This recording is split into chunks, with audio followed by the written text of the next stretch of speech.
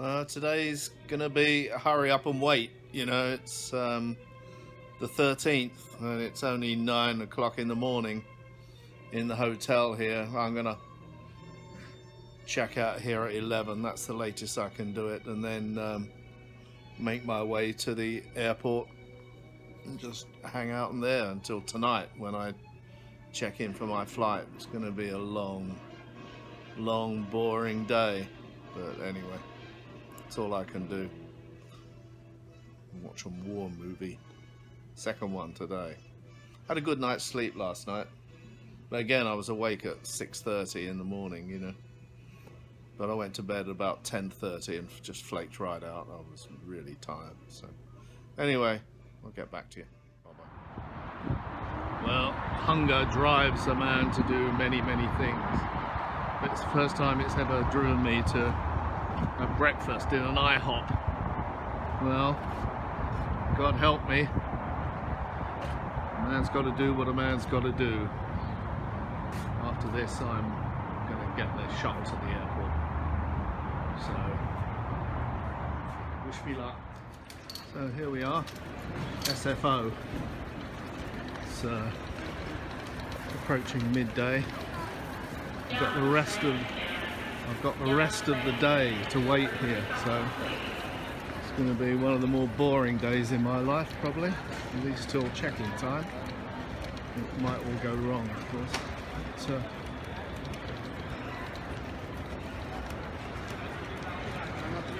I like San Francisco International. It's especially at the times I check in, which is late at night. It's, you know, hardly ever crowded, hardly ever panicked. It is a bit like an oasis of peace. Some airports are like that, you know. Others are just horrendous, like Heathrow. This is just a complete and utter fucking nightmare from beginning to end, Heathrow. But this one is better. Usually I don't get here until 7, 8 o'clock at night for a midnight flight, you know. But here I'm at midday for a midnight flight, so I've got a lot of time to kill. Around about 7 or 8 o'clock here, it's usually even quieter than this, so, you know, it's usually pretty good. United won't be flying on them. Let's just have a look what check-in it is.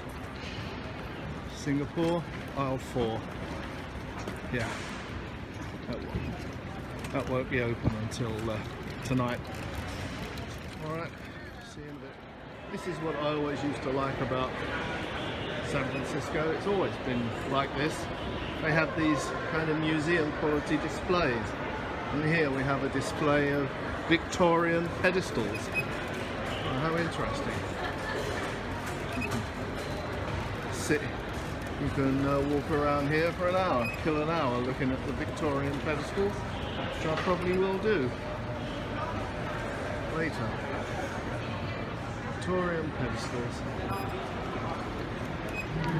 Evidently, you were meant to put sculptures on top of them. I've seen displays of old radios and pottery and Christ knows what else, you know. Wonderful. So if Victorian pedestals aren't to your liking, how about wooden surfboards? That's how they make them. Looks a bit like Samson Boat Company there. This is real old school. It's beautiful things, aren't they? Beautiful things.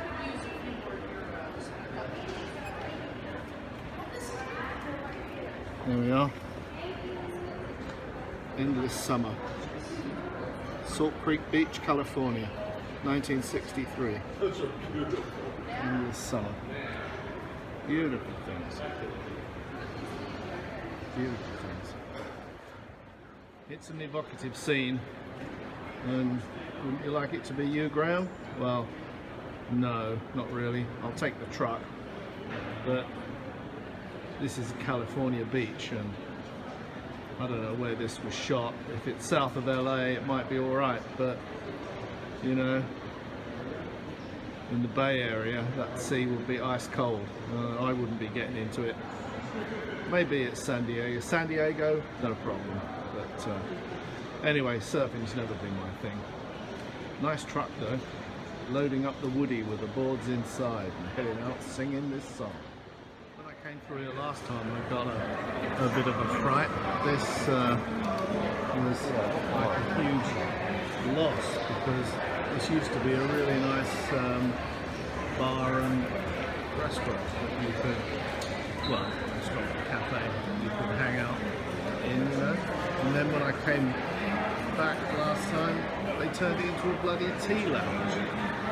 But there is a modicum of a bar behind there, so it's another place you can chill out. I'll go and check out. That is the security line. It's incredibly busy. It must be a really busy time where all the yelling starts. And this is not the gate that I use. I always use the B gate on the other side. So let's hope I don't have to go through this. Anyway, for those of you that have had enough of Victorian pedestals, we've got an insect exhibition here. Well, worth looking at. Insects in art. Look at this, eh? How cool is that?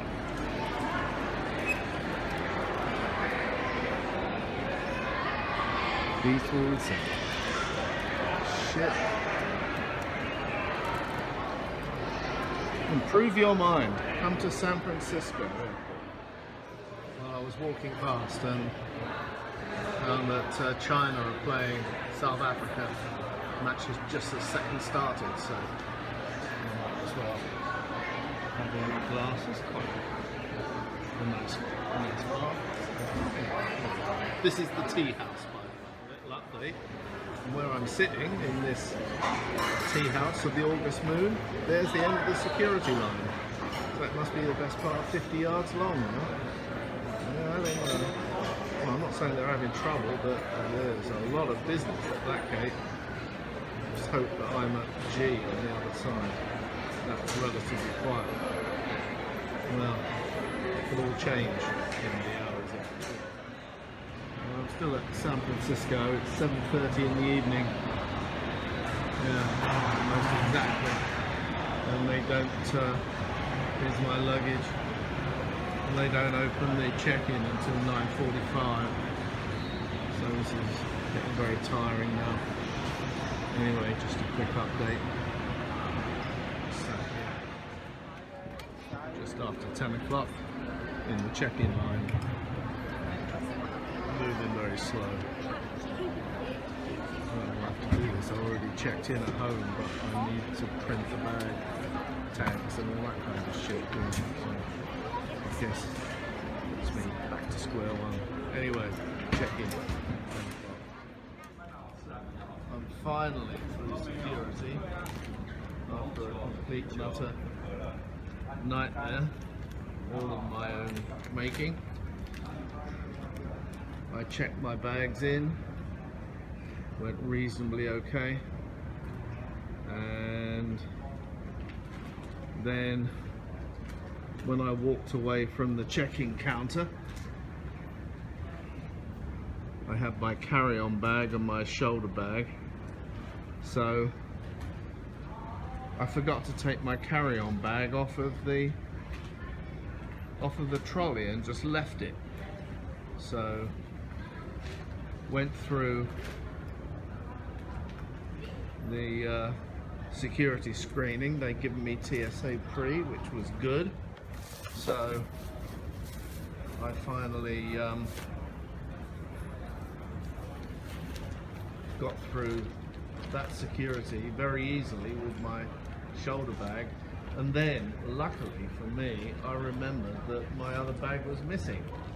So in a pure blind panic I rushed out and got groundside again, only to only to realise that now I've not got my shoulder bag either, because I've left that on the security scanner. So I went back through security again to get my shoulder bag, and then when I got that, I went rushing out back to the check-in, where luckily I found my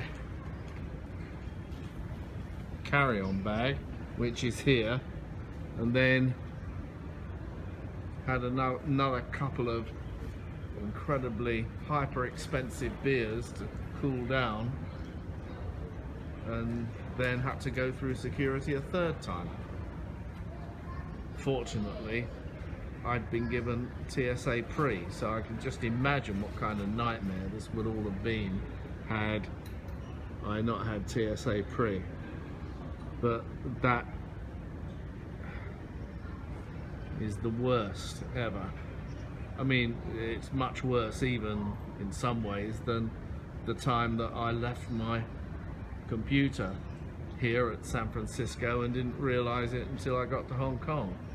But I suppose in a way this is better, because I've got everything here, knock on wood, and so there won't be any of that nonsense.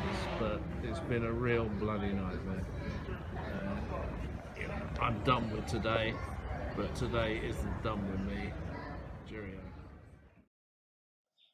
So let's assume it's midnight now, and let's do the math on the travel time to date by removing the amount of time that you spent at the hotel, because that was your choice and it's not really part of the sum. So to arrive at San Francisco at 3:30 in the afternoon yesterday was 8 hours and 30 minutes. I stopped the clock there and I started it again at 3:30 on this day, and up to midnight takes you another 8 hours 30 minutes, which is 17 hours on the go to this point. And I'm about to go down and wait. I don't actually get on the aeroplane until about 1 a.m. or it leaves at 1 a.m., something like that, you know. So 17 hours on the go at this point, and we'll see what happens for the rest of the journey in the next episode. Cheerio.